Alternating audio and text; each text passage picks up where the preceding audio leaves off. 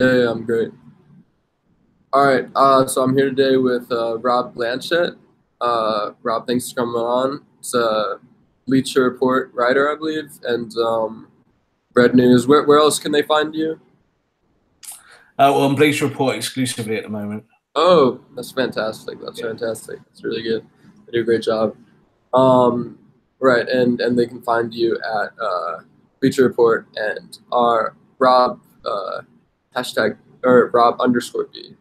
Yeah. Um, Anyways, let's talk United. I mean, this has been, I think I was just saying in the podcast today, if you had told me that when the draw came out in December, that PSG or that United would even have a shot against PSG, I would have smacked you. I mean, it's really, I mean, back then, United were um, more towards mid-table than top four. And, we're talking here I mean, they were, and PSG, on the other hand, were undefeated in the league, and I don't even think they had drawn a single game. I mean, what are your thoughts going into this game? Well, I think we're all really excited about tomorrow night. We'll all be there at Old Trafford. Yeah, I think going a few weeks ago, none of us had any expectations about this fixture at all. We were just, I think, expecting to get knocked out. I think we're in a really bad place under Mourinho, and as everybody knows, that's come full circle now with Ole. So again, I think we're all going kind of quite relaxed tomorrow, and we're still very focused on the league and top four. I think is where all United fans want to be at this stage. But yeah, we're going with an open mind. No Neymar tomorrow, no Cavani. We Possibly no fancy our Verratti. chances. Possibly no Verratti either. Yes, yeah. When was the last time you were this excited for a game? I mean, I think a lot of people would say, perhaps 2013 against Real Madrid. What would you say? Oh, I don't know. I think Champions League nights are always special anyway, and the Real Madrid game was really exciting. Also, we had the Bayern Munich match as well, the first leg of that under Moyes.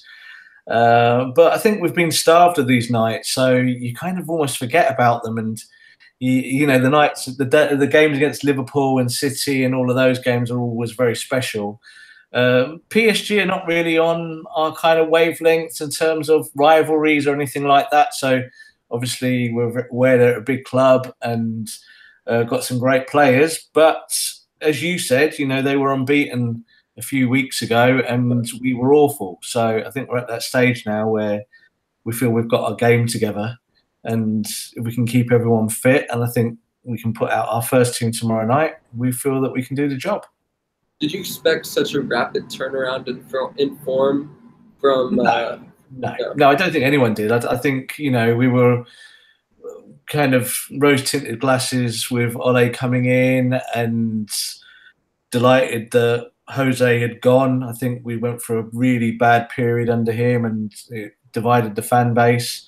But no one expected any kind of revival. I think this season we just thought we would tick along in mediocrity, but we've somehow managed to salvage something. And the fact that we're even here talking about possibly beating PSG and possibly being in the top four is somehow a football miracle in itself.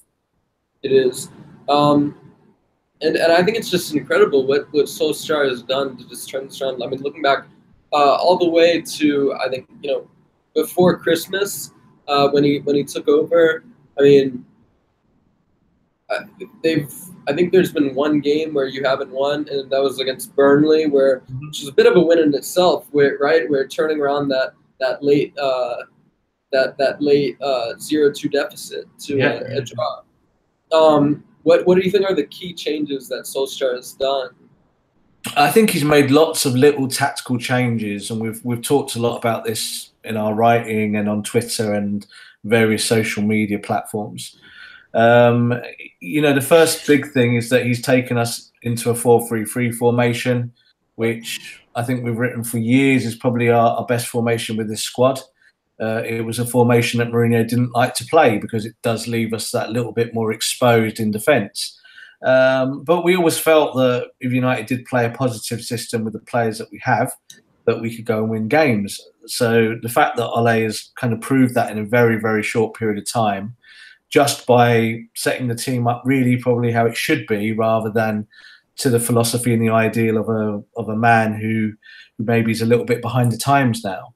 But no, I think Ole overall, he's sorted out the formation and he's given players the license and the freedom to go out there and express themselves. And I think when you look at Paul Pogba, he's the most obvious one when you look at the attributes that he has, that he's now allowed to go out there and create magic. And at the moment, he's probably the best central midfielder in Europe, the way he's playing. So, you know, we're delighted. We're delighted with the way that Ole's changed things and just really brought a smile to everyone's face, because we were so miserable under Jose, and it was a constant battle to try and find positives under him.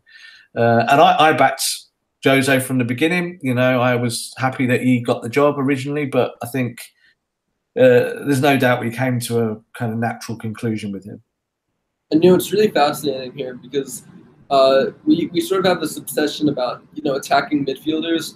Real Madrid, of course, Isco, James, Arsenal, Ozil, you know, and we sort of kind of pigeonhole them into a certain role and designation.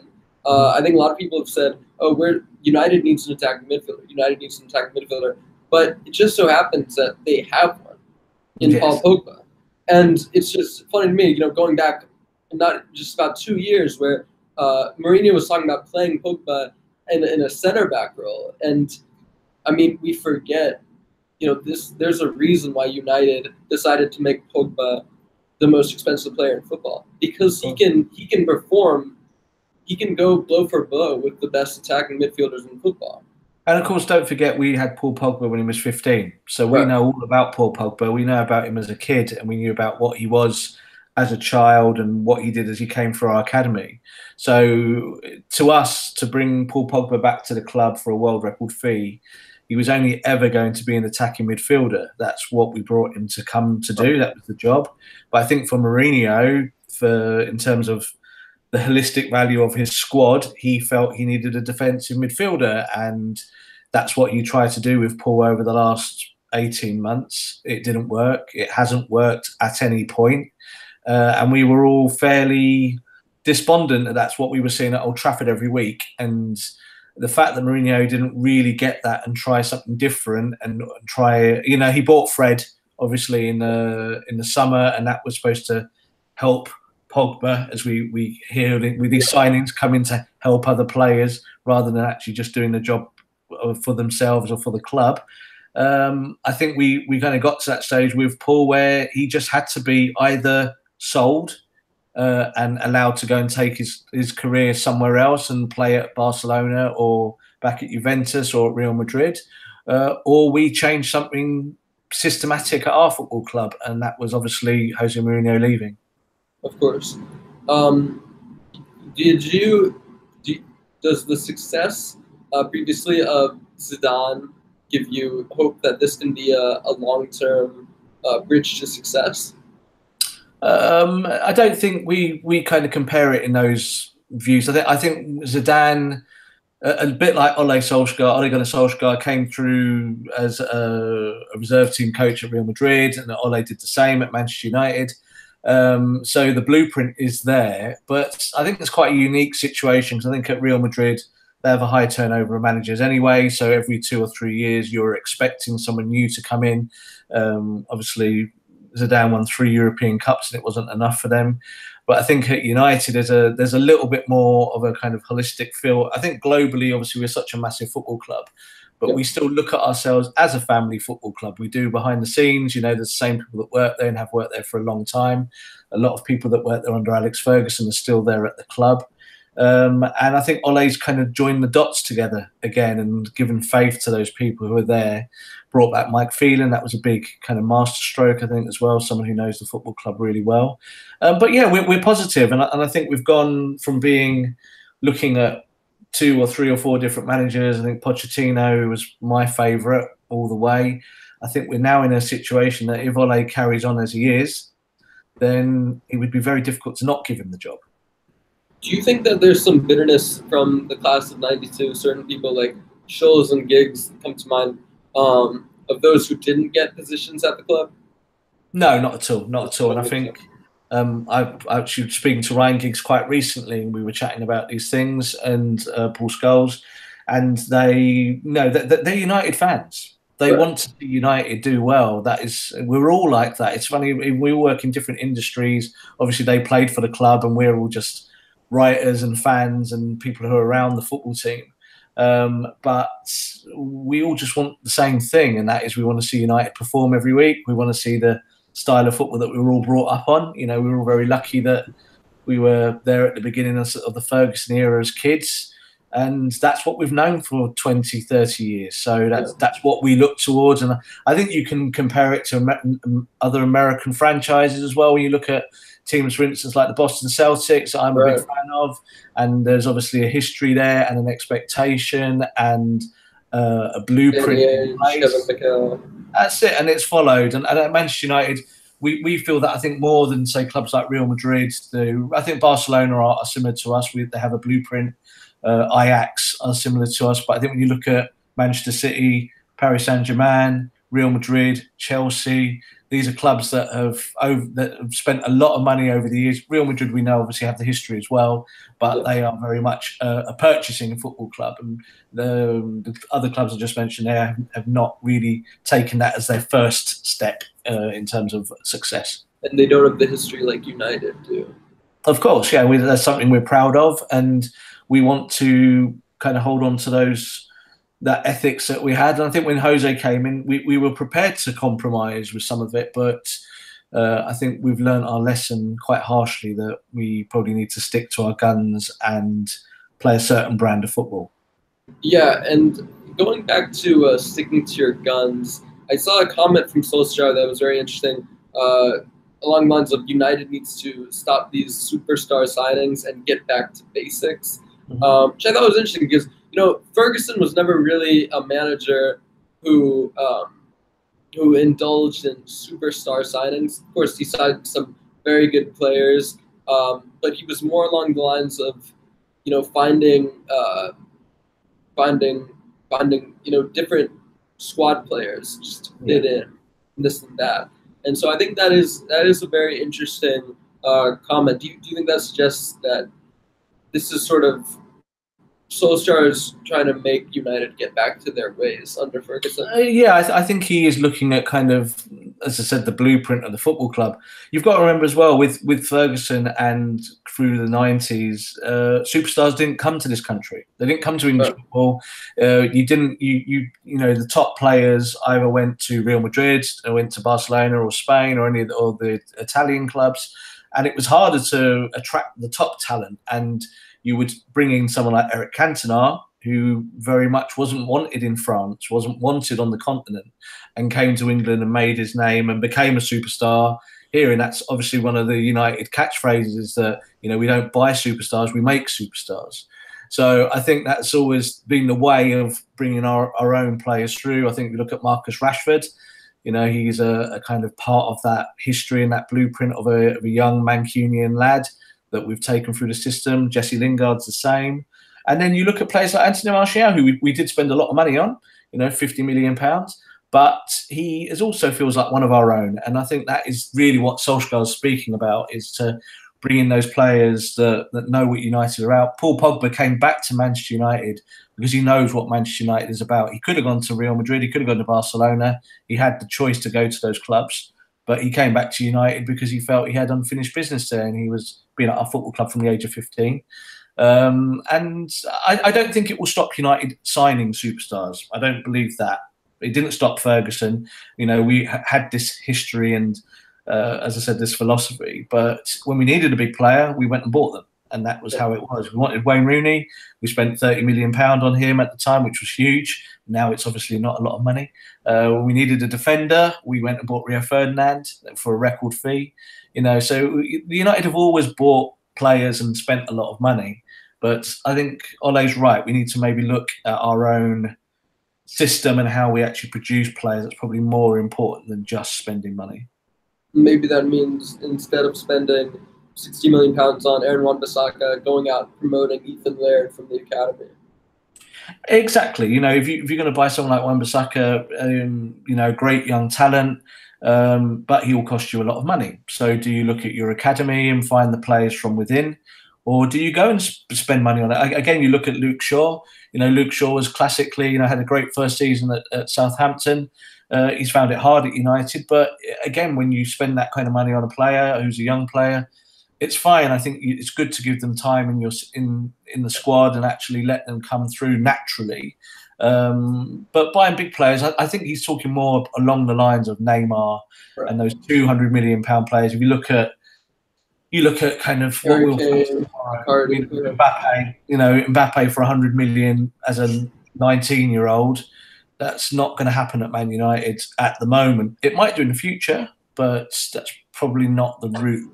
The owners of our football club, who are quite frugal. So I guess in that case we can discount the Harry Kane and Mauro Icardi possibilities and assume that United will stick with Rashford and Lukaku in the central forward. I wouldn't discount any of that. I wouldn't discount any of that. Okay. Manchester United, they like to pull a punch and they like to prove a point. And this is what they've always done over the years. So we have this philosophy, this set way of producing a squad that wins championships. But if Harry Kane comes available and he's available for £200 million, and Manchester United know that they can sell 100 million shirts with his name on it, they'll buy him. That's just how it is. But you don't have to be Real Madrid and buy every player in your squad for 50 million upwards. You can have that balance, and I believe in that totally. I think United should be that kind of football club where we have players that we do bring in when we need them, but we also produce our players as well. What are certain positions that you think United need to spend big on, and that you should give Solskjaer or whoever it is a blank check to buy? I think the first position has to be centre back. That's the first position. We know that is a problem. We've got about 7 centre backs at the football club who are all average or okay or can do what they do. I think Lindelof's done really well in the past 6 months. He's come on a long way from where he was when he obviously started at the club.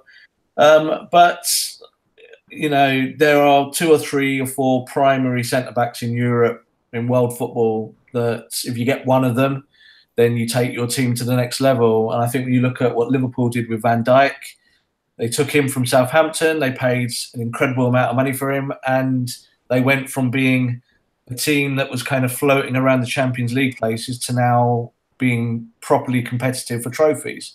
And I think that's where United are. I think if we brought in a centre-back at that top level, we could actually compete quite quickly.